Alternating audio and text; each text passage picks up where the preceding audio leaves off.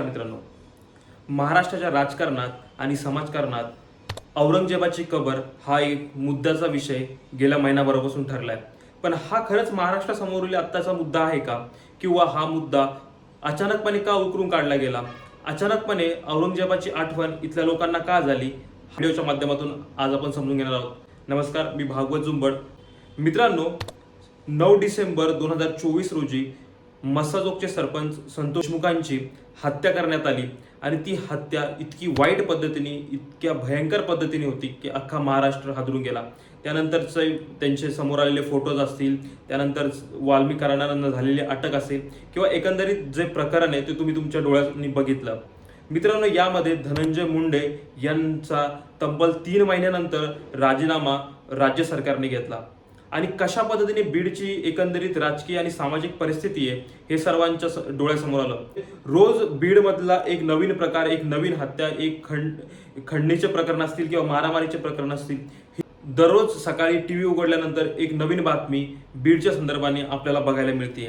आणि या बीडच्या प्रकरणामध्ये धनंजय मुंडेंचा राजीनामा सरकारला घ्यावा लागला किंवा ती नामुष्की त्यांच्यावरती आली, त्यामुळे देखील सरकार कुठेतरी अडचणीत आलं होतं. हा एक मुद्दा झाला. त्याचबरोबर मित्रांनो, आपण बघितलं की विधानसभेचं सेशन आता सुरू आहे. त्या सेशनमध्ये महाराष्ट्रातील अनेक मंत्र्यांवरती गंभीर स्वरूपाचे आरोप करण्यात आले. त्यामध्ये मग जयकुमार गोरे असतील, अब्दुल सत्तार असतील किंवा धनंजय मुंडे असतील आणि राष्ट्रवादी काँग्रेसचे मंत्री असणारे कोकाटे यांच्यावरती गंभीर स्वरूपाचे आरोप, म्हणजे त्यांच्यावरती आरोप काय तर त्यांना कोर्टाने शिक्षा दिली. एक नाही तर अनेक आरोप ह्या राज्य सरकारमधील अनेक मंत्र्यांवरती झाले. यामुळे देखील सरकार कुठेतरी अडचणीत आलं होतं.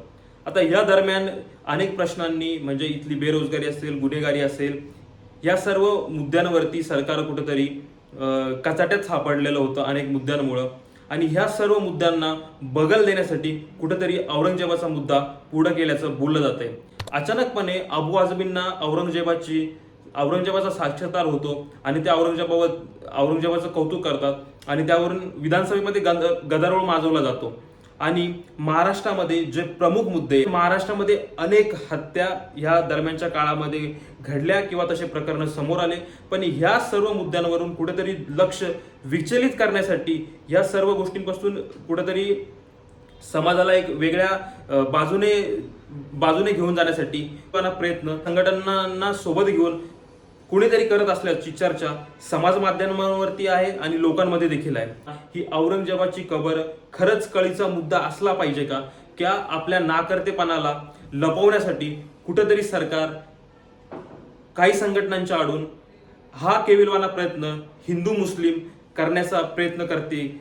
गेल्या काही दिवसांपासून अत्यंत चिथावणीखोर वक्तव्य, लोकांमध्ये, दोन समाजांमध्ये तेढ निर्माण होणारे वक्तव्य नितेश राणे करतायत. म्हणजे मुस्लिमांना तर ते थेट आव्हान देत आहेत.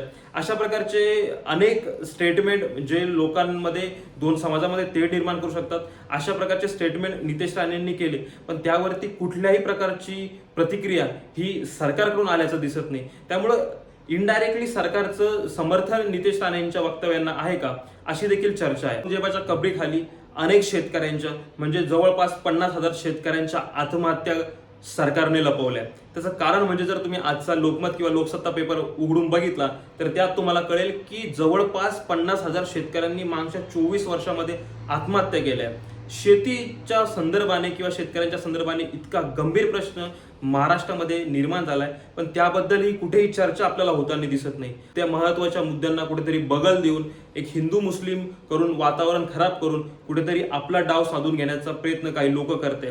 पण माझे ह्या व्हिडिओच्या माध्यमातून आपल्या सर्वांना विनंती आहे की मित्रांनो, शाहू फुले आंबेडकर, छत्रपती शिवाजी महाराज यांच्या विचारांचं हे राज्य आहे. या राज्यामध्ये आपण अशा चिथावणीखोर वक्तव्यांना असेल किंवा जे सामाजिक सलोखा बिघडवण्याचा प्रयत्न करणाऱ्या लोकांना असेल, आपण याला खतपाणी न घालता एक विचार जो छत्रपती शिवाजी महाराजांनी असेल, त्यानंतर तुकाराम महाराजांनी असेल, शाहू फुले आंबेडकरांनी असेल, जो ह्या महाराष्ट्रामध्ये रुजवला, तो आपण टिकून ठेवूया. आपण आग विझवणारी चिमणी बनूया. ह्या एकूण औरंगजेबाच्या कबरी संदर्भात तुम्हाला काय नक्की वाटतं? नेमकं हे प्रकरण का तापवलं जातंय? कमेंट बॉक्सच्या माध्यमातून जरूर कळवा. नवनवीन व्हिडिओज बघण्यासाठी चॅनलला लाईक करा, शेअर करा आणि सबस्क्राईब करा. धन्यवाद.